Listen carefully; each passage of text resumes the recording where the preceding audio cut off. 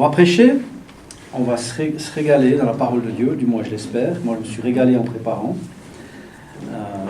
ce message, et on va lire un passage dans 1 Jean 2, verset 16. Donc 2 Jean 1, 15, et je lis: N'aimez point le monde, ni les choses qui sont dans le monde. Si quelqu'un aime le monde, l'amour du Père n'est point en lui, Car tout ce qui est dans le monde, la convoitise de la chair, la convoitise des yeux et l'orgueil de la vie ne vient point du Père, mais vient du monde. Et le monde passe, et sa convoitise aussi, mais celui qui fait la volonté de Dieu demeure éternellement. Alors, on va juste prier. Père, merci pour ta parole et merci de bénir ce temps qu'on a ensemble. Au nom de Jésus-Christ. Amen. Et je veux juste m'attacher à une toute petite partie de ça. Au verset 16, il est parlé de l'orgueil de la vie. L'orgueil de la vie. Et en fait, on sait tous ce que c'est que l'orgueil, hein, mais des fois, c'est des mots voilà, on oublie un petit peu le sens, etc. Et en fait, on peut très bien traduire ce mot ici, c'est par arrogance. L'arrogance. Et c'est quoi l'arrogance de la vie? L'arrogance, c'est déjà croire qu'on est le meilleur, hein, croire qu'on est le plus fort, croire qu'on est le plus beau et que rien ne peut nous arriver. Mais en fait, la parole de Dieu nous apprend certaines choses. Par exemple, sur la beauté, Proverbe 31:30, la grâce est trompeuse et la beauté vaine. La femme qui craint l'Éternel est celle qui sera louée. Ici, c'est l'arrogance de la beauté. L'arrogance de la beauté, et c'est vrai qu'on ne trouve pas souvent des gens qui croient qu'ils sont beaux. Hein. Enfin, en général, on croit toujours qu'on n'est pas beau, hein. Qu'on est moche, etc. etc. Mais là, je le prends à l'inverse parce que c'est aussi être arrogant de dire qu'on n'est pas beau. C'est arrogant de dire qu'on est beau, hein, et c'est arrogant de dire qu'on n'est pas beau. Parce qu'en fait, c'est Dieu qui nous a créés. Et Dieu nous a créés comme on est. D'accord? Il y a des visages ici qui sont foncés, hein, des visages clairs, des visages un peu moins clairs. Et ce n'est pas du tout important. Ce qui compte, c'est que c'est Dieu qui nous a créés. Dieu nous a créés comme ça. Et donc, je suis arrogant quand c'est vrai que j'entends plus souvent des gens dire qu'ils ne sont pas beaux que des gens qui disent qu'ils sont beaux. Pourquoi je dis ça? Parce que la beauté, déjà, quel est le critère? Qui décide si un être humain est beau ou pas beau? Vous voyez? C'est une bonne question, ça. Hein? Actuellement, c'est la couverture de Vogue qui décide. Actuellement, c'est les journaux. Actuellement, c'est comme un truc qui pousse. Hein? Mais pourquoi les journaux font ça? Parce que ça fait vendre. Hein? Et en plus, on essaye de faire quoi? Vous savez que la Barbie, la poupée Barbie, on sait très bien que proportionnellement, si on ferait un être grand, c'est impossible. D'accord? Et donc, on donne un standard aux petites filles, notamment, et j'en veux pas la Barbie, hein, si vos petites filles ont des Barbies, c'est pas grave. Nous, je crois qu'elles n'ont jamais de Barbie, ou peut-être une, mais en fait, on donne un standard à la petite fille, hein, en jouant à la Barbie, et la petite fille veut devenir une Barbie étant grande. Et qu'est-ce qui se passe souvent? On peut tomber dans des maladies, l'anorexie, ou la boulimie, enfin, ça crée des problèmes. Donc, c'est arrogant de tout placer sur la beauté, d'accord? Il y a de l'arrogance, parce qu'en plus, la beauté, ça passe. Hein. Avec l'âge, voilà. Et donc, si on mise tout sur la beauté, hein, quoique, moi, je connais des gens qui ont au moins 70 ans, même 80, et qui pensent encore plaire, hein, qui s'attachent à leur beauté. D'ailleurs, vous savez très bien que dans le monde aujourd'hui, on dépense une fortune, mais une fortune pour changer son visage ou l'aspect de son corps. Et c'est juste incroyable. Donc ça, c'est de l'orgueil, c'est de l'arrogance. Hein, croire qu'on peut changer, parier sur la beauté, si je puis dire. N'oubliez pas qu'on est beau aux yeux de Dieu. Et chaque fois que je dis que je ne suis pas beau, chaque fois que je dis que je suis trop beau, c'est comme si j'accusais Dieu, hein, de ne pas avoir fait parfaitement. On est fait parfaitement, d'accord? Ça, c'est la première chose. Il y a aussi dans l'arrogance, c'est Psaume 146:3, « Ne vous confiez pas aux nobles, à un être humain à qui n'appartient pas le salut. C'est Psaume 146, 3. Ça parle de se confier sur les promesses de l'homme. Hein. Le meilleur exemple, c'est quand même les politiciens. Hein. Quand c'est le moment de se faire élire, qu'est-ce qu'on fait? Des promesses. Une fois qu'on est élu, qu'est-ce qu'on ne fait pas? Hein? Les promesses. Alors, tout le monde n'est pas comme ça, bien sûr. Hein. On n'est pas mais souvent, c'est ça, d'accord? Et on se confie là-dedans. On croit que l'homme tient ses promesses. Est-ce que l'homme tient ses promesses? Moi, j'ai des souvenirs, mes parents m'ont promis des choses. Et ils n'ont pas pu le tenir, malheureusement. C'était pas de la mauvaise volonté, mais c'est les circonstances. Qui sait ce qui va se passer demain? Hein? Donc, croire que l'homme peut faire quelque chose, ça c'est de l'arrogance. Croire que l'homme peut changer ce monde. Croire que l'homme peut améliorer les choses en ce monde. Ça fait 6000 ans, hein, selon la parole de Dieu, que la Terre existe. Est-ce que les choses changent? Il y a toujours des guerres. Il y a toujours des gens qui ont faim. Il y a toujours des gens qui sont malades. Il y a voilà, les familles en guerre, etc., etc. Ça ne change pas. Donc, c'est de l'arrogance que de croire que l'homme peut changer quelque chose. Et on nous fait des promesses, notamment hein, des politiciens. Mais tonton, lui, il ne fait pas de promesses. Voilà, comme ça. Et on nous fait des promesses et on n'arrive pas à les tenir. D'accord? C'est de l'arrogance. Les politiciens, ils sont persuadés qu'ils pourront changer le monde. Mais ce n'est pas possible. D'accord? Ça, c'est de l'arrogance. Il y a les richesses. Proverbe 23, 5. Tes yeux volent-ils vers la richesse, il n'y a plus rien. Car elle se fait des ailes et comme l'aigle, elle s'envole vers le ciel. Hein? Tout miser sur le fait d'être riche. Voilà. J'ai un ami, quand j'étais enfant, il avait un rêve. Il avait dit, quand je serai grand, je veux une BMW, je veux la télécouleur, parce qu'à l'époque, tout le monde n'avait pas la télécouleur, et puis être marié et avoir une femme. Voilà. Eh bien, dès qu'il était en capacité de travailler, il a eu sa BMW, sa télévision couleur, sa maison, et il est marié. Et après? Est-ce que c'est ça la vie? Hein? Est-ce que c'est la BMW, la maison, la femme, ou le mari, etc. Hein? Croire que c'est parce qu'on est riche que les choses vont s'améliorer, c'est faux. Je connais des gens extrêmement riches. Mais quand je dis extrêmement riche, je connais quelqu'un qui gagne à peu près en un mois ce que je gagne moi en une année. Vous voyez, on peut dire que c'est un bon salaire. Et bien vous savez quoi, cette personne a aussi des fins de mois difficiles. Cette personne me dit, je ne sais pas comment je vais payer mes factures. Vous croyez ça, vous? Cette personne est inquiète de savoir de quoi sera fait son lendemain. C'est quand même incroyable. Donc c'est de l'arrogance de croire que les richesses vont nous aider dans ce monde. Ensuite, il y a l'avenir. Ne te félicite pas du lendemain, car tu ne sais pas ce qu'un jour peut enfanter. À l'avenir. Hein? Qu'est-ce qu'on sait? On dit des fois, demain, hein? demain. Mais demain, on ne sait pas. Peut-être que demain, personne ne sera là. Il y a et bien sûr qu'on ne souhaite pas ça, mais vous prenez dans certains endroits de notre terre, quand il y a un événement climatique, du jour au lendemain, des inondations. Ceux qui connaissent Nîmes dans le sud de la France, j'étais il n'y a pas longtemps, et je parlais, il y a déjà un bout de temps, il y a eu une immense inondation, et il y a eu des morts. Et quand je leur parle de ça, ils disent, ben oui, personne ne pensait que ça pouvait arriver. Donc on ne sait pas, d'accord? Donc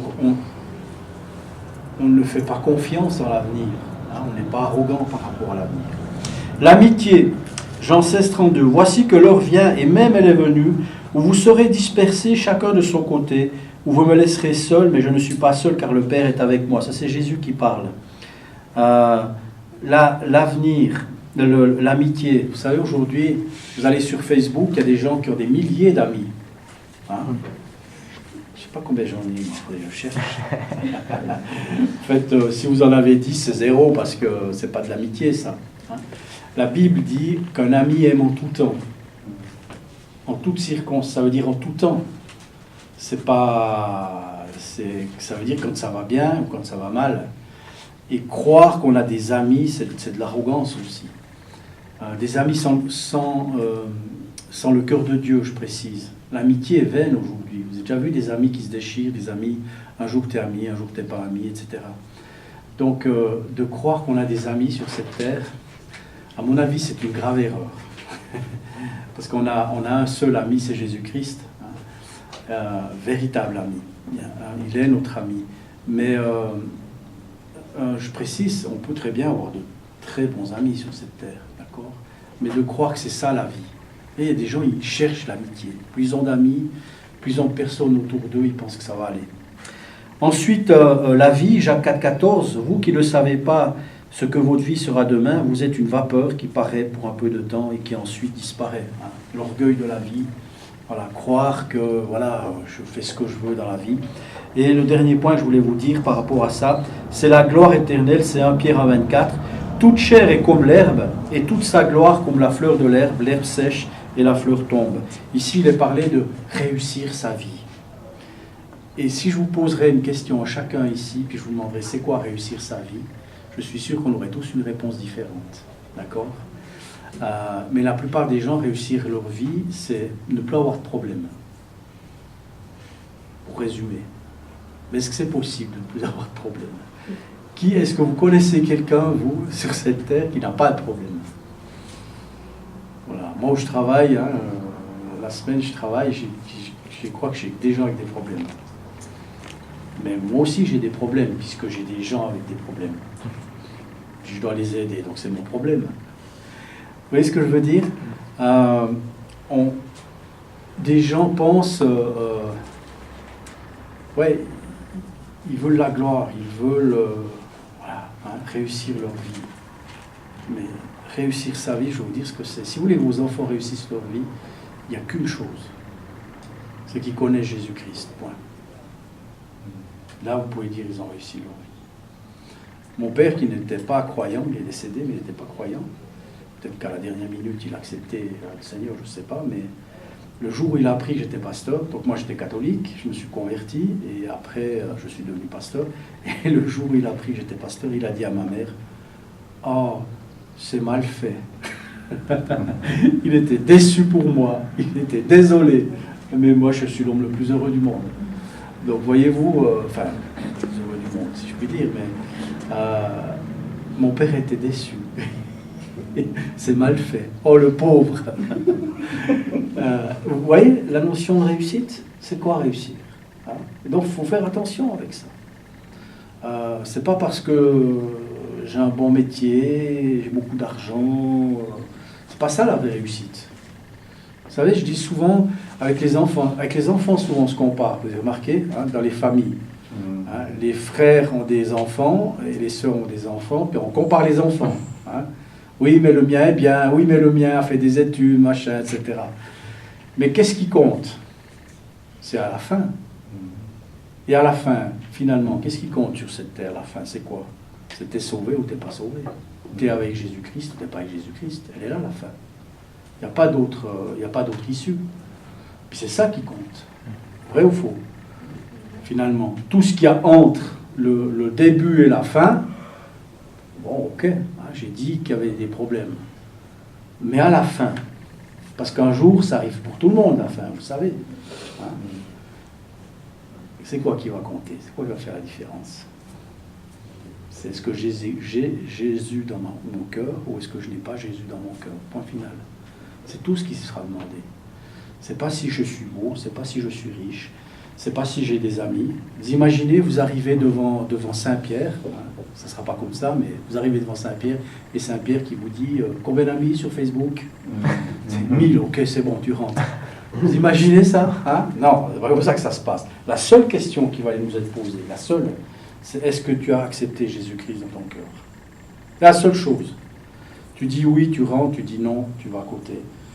Et tu vas dans un endroit pour un tourment éternel. Hein.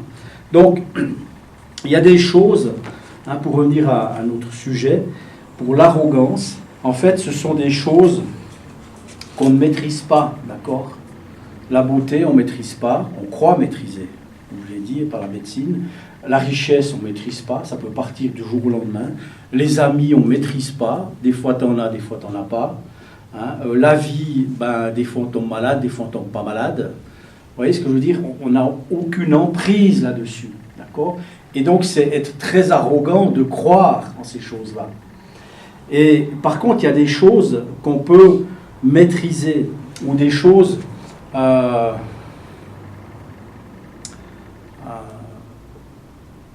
je ne veux pas le dire comme ça. Ça, c'est des choses, on va dire, incertaines. On ne sait pas ce qui peut se passer.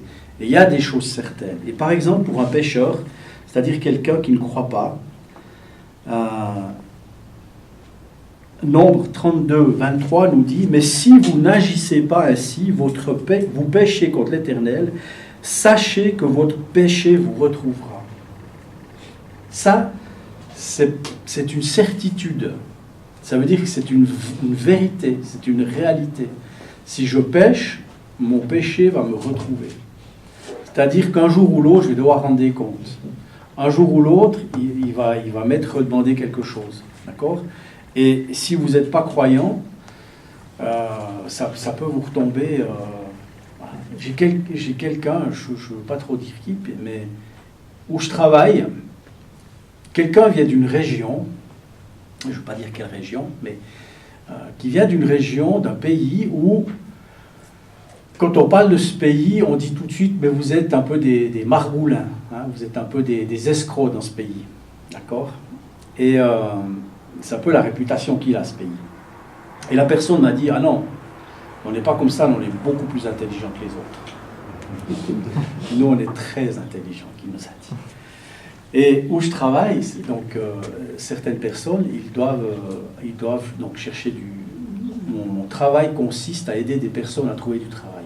D'accord ? Si je puis dire. Et par exemple, on les envoie chez quelqu'un pour se présenter pour du travail. Et cette personne est venue nous dire, oui, je suis allé dans tel endroit, il s'est passé ça, enfin, c'était voilà, un truc formidable. Et nous, on l'a vérifié, on a téléphoné. C'était absolument pas du tout comme il avait dit.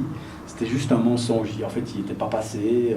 Voilà, il nous mentait pour essayer de passer. Mais il avait dit qu'il était plus intelligent que tout le monde. Voyez. Donc ça s'est découvert et du coup, cette personne risque de gros ennuis parce qu'en fait, on ne peut pas agir comme ça. Tout ça pour vous dire que ça nous rattrape. Notre péché nous rattrape tôt ou tard. On a la grande chance, en tant que croyant, c'est qu'on peut se confesser. Hein. C'est qu'on peut dire, vous savez, confesser, ce que ça veut dire. Hein. C'est le mot logos, ça veut dire le dire. Hein. C'est 1 Jean 9 dit, si nous confessons nos péchés, il est fidèle et juste pour nous les pardonner. Le mot confesser, ça veut dire dire. Ça ne veut pas dire aller vers un prêtre, ça ne veut pas dire aller vers le pasteur, ça ne veut pas dire aller vers un ami pour dire, non. Ça veut dire le dire à Dieu. C'est ça, confesser. La vraie confession, c'est dire, nommer. Voyez ? Parce que dire j'ai péché, c'est pas nommer. Mais dire j'ai volé 2 francs, ça c'est confesser. Voyez ? C'est nommer. Et c'est ce que Dieu demande. Et ça, c'est un verset extraordinaire, hein, Jean 9. Si nous confessons nos péchés, il est fidèle et juste pour nous les pardonner. Ça, c'est la chose qu'il fait. Mais la suite du verset, et nous purifier de toute iniquité. Ça veut dire que, il est juste génial ce verset, si je dis un péché, que j'ai conscience, Dieu l'efface. C'est comme ça qu'il fait, il l'efface, il pardonne. Mais en plus, ce verset dit que tous les péchés que je n'ai pas conscience, il me les purifie. C'est l'iniquité. Hein? Si tu confesses ton péché, hein, de ta bouche, il est fidèle et juste pour te les pardonner, et pour te purifier de toute iniquité. Ça veut dire, tout le reste que tu n'as pas conscience, hein, lorsque tu dis à Dieu, j'ai fait faux, tout le reste, Dieu, c'est extraordinaire. C'est extraordinaire d'être chrétien, non ? Hein ? Et donc, voilà, je reviens ici à cette certitude, pardon, hein, sachez que votre péché vous retrouvera. Une autre certitude, c'est 1 Timothée 6,7, car nous n'avons rien apporté dans le monde, comme aussi nous n'en pouvons rien emporter. Ben oui, tel qu'on est venu, on dit qu'on est venu tout nu. En général, les bébés, c'est comme ça qu'ils naissent, à moins que... et on repart la même chose. On repart, on n'a rien. On vient avec rien, on repart, on n'a rien. Et c'est une certitude, ça. Et les croyants, les non-croyants, je veux dire, pardon, c'est ce qui va leur arriver. Ils viennent avec rien, ils partent avec rien, et en plus, il y a le châtiment éternel. Alors que nous, on vient avec rien, mais que dit la parole de Dieu? Qu'on est co-héritier avec Christ. On a un héritage. Jésus est en train de nous préparer une place, et ça, c'est extraordinaire. Vous voyez la différence? Ensuite, il y a, je vais encore en donner un ou deux, ça. Après, on va passer à autre chose. 2 Thessaloniciens 1,9, ils auront pour juste châtiment une ruine éternelle, loin de la face du Seigneur et loin et de la gloire de sa force. 2 Thessaloniciens 1,9. Eh oui, il y aura un jugement, eh oui, ils seront bannis, eh oui, eh oui, l'enfer existe. Je sais qu'aujourd'hui, on n'a plus le droit de dire ça, parce que c'est pas tendance, mais l'enfer existe réellement. Il y aura réellement un endroit pour les gens qui ne sont pas croyants, où ils vont finir, c'est même pas finir, ça dure l'éternité. C'est un endroit horrible. Bref, mais maintenant, moi, j'aimerais parler à des gens chrétiens. Et nous, on a aussi des certitudes. Certitude, ça veut dire que c'est des choses vraies. Par exemple, 1 Roi 8,56 dit « Béni soit l'Éternel qui a donné du repos à son peuple d'Israël selon tout ce qu'il avait dit. De toutes les paroles favorables qu'il avait dites par l'intermédiaire de son serviteur Moïse, aucune parole n'est restée sans effet. » Et ça, c'est extraordinaire. Ça veut dire que tout ce que Dieu a écrit pour nous, tout ce que Dieu a dit pour nous, c'est vrai. Toutes les promesses de Dieu sont vraies. Tout ce qu'il a promis, ça va se réaliser. Et ça, c'est extraordinaire. Ça, c'est une certitude. Les promesses de Dieu. C'est oui et amen. Ça, c'est... Waouh! On peut réellement se confier sur la parole de Dieu. Vous voyez, j'ai parlé au début, on peut se confier sur des choses, mais qui changent ou qu'on ne maîtrise pas. Mais je peux me confier sur la parole de Dieu, parce que Dieu maîtrise sa parole. Parce que Dieu, il sait ce qu'il dit. Vous savez, c'est pas comme nous, des fois on dit des choses, puis on ne peut pas le faire. Mais Dieu a les moyens de le faire, de ce qu'il dit. Non seulement il a les moyens, mais en plus il le fait. Et ça, c'est extraordinaire. Les fondements certains, Ésaïe 28,16. C'est pourquoi ainsi parle le Seigneur l'Éternel. Me voici, j'ai mis pour fondement en Sion une pierre éprouvée, une pierre angulaire de prix solidement posée. Celui qui la prendra pour appui n'aura pas hâte de fuir. Le fondement, c'est quoi notre fondement aujourd'hui? Sur quoi est posée notre vie? Sur des amis, sur notre richesse, sur la beauté? Non, elle est posée sur Jésus-Christ. C'est lui notre fondement. C'est lui la pierre. C'est autour de lui que tout se construit. C'est pas autour de nous. Nous, on a l'impression qu'on fait des choses. Mais on ne fait rien du tout sans Jésus-Christ. Il le dit dans la parole. Sans moi, vous ne pouvez rien faire. On fait des choses, mais ça n'a aucune valeur. Parce que sans Christ, on ne peut rien faire. Ça, c'est extraordinaire. Et on a un fondement qui est sûr, qui est solide. Jésus-Christ est le seul qui est ressuscité.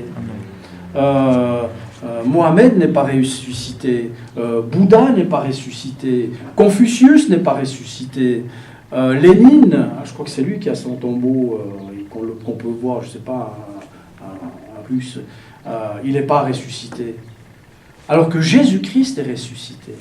C'est ça qui est extraordinaire. Et c'est un fondement sûr et solide. Et parce qu'il est ressuscité, moi je sais qu'un jour je peux ressusciter avec lui.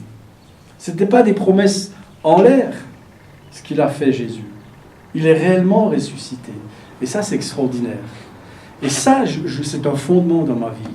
Parce qu'il est ressuscité, un jour je vais ressusciter avec lui. Un jour je régnerai avec lui. Pas parce que je suis beau, pas parce que je suis riche, pas parce que je suis intelligent, mais parce que c'est Jésus-Christ qui l'a fait. Voyez le fondement? Il est là notre fondement. C'est Jésus, c'est la base.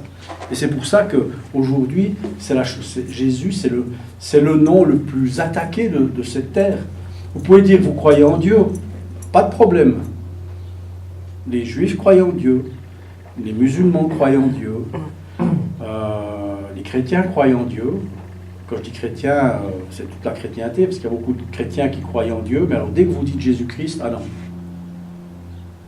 Dès que vous dites Jésus, les témoins de Jéhovah, ça ne passe plus, les mormons, ça passe pas, les musulmans, ça passe pas, les juifs, ça passe pas, certains chrétiens, ça passe pas, hein, ceux qui ne jurent que par la Vierge, hein, qui pensent que la Vierge Marie est co-rédemptrice, c'est-à-dire qu'elle peut sauver comme Jésus.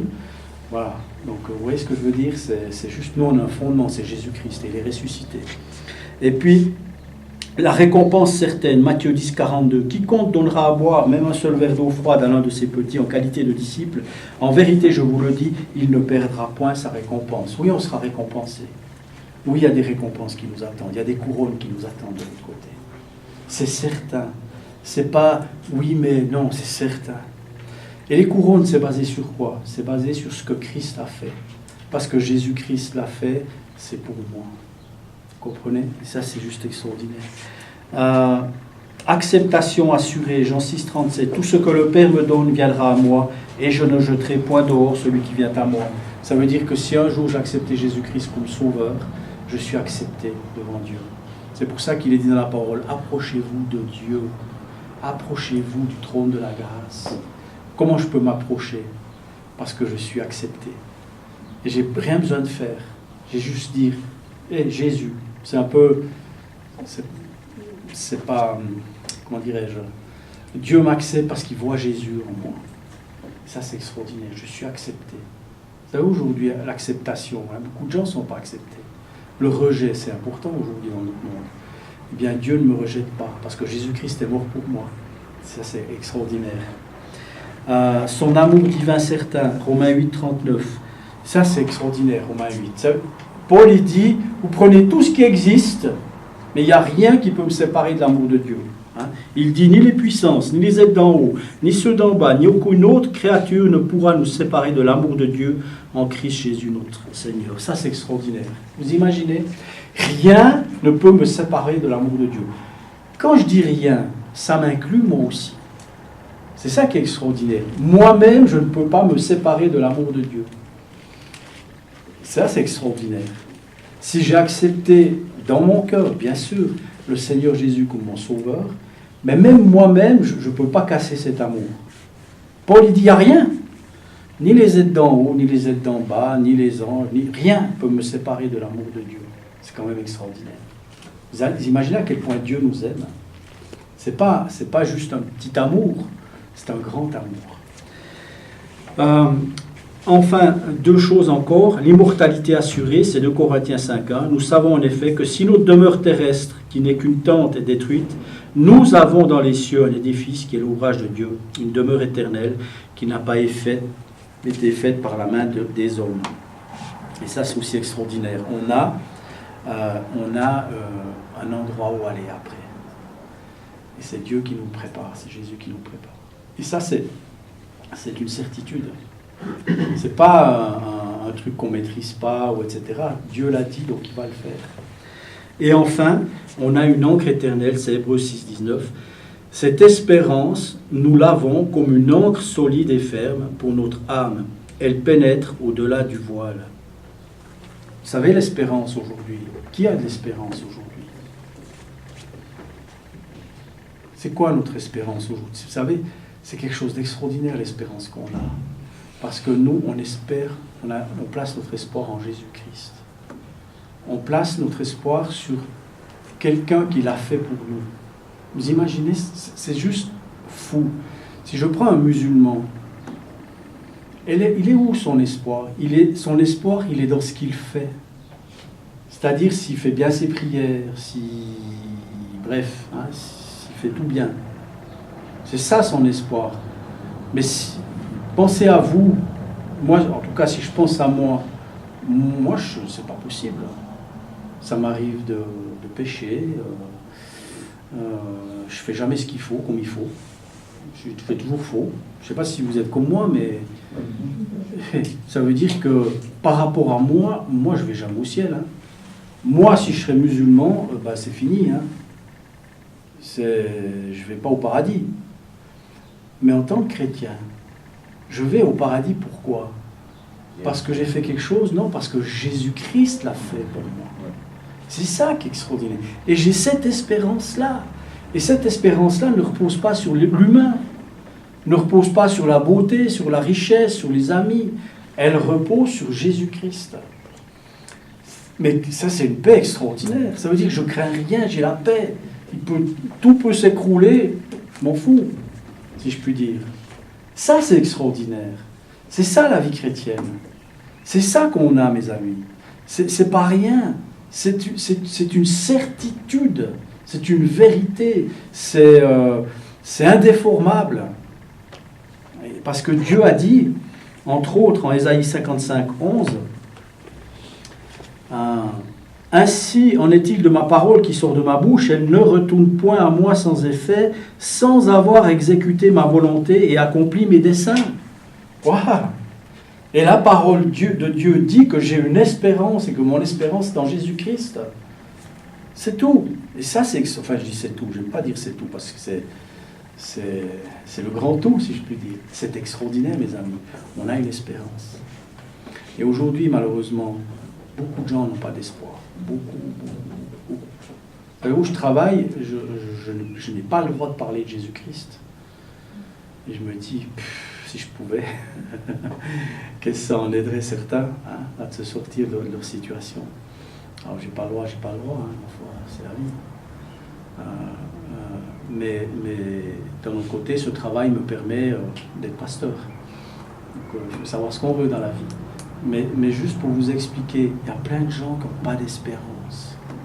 Ils espèrent au lendemain, je vous ai dit tout à l'heure, le lendemain, on ne sait pas, c'est une incertitude l'avenir.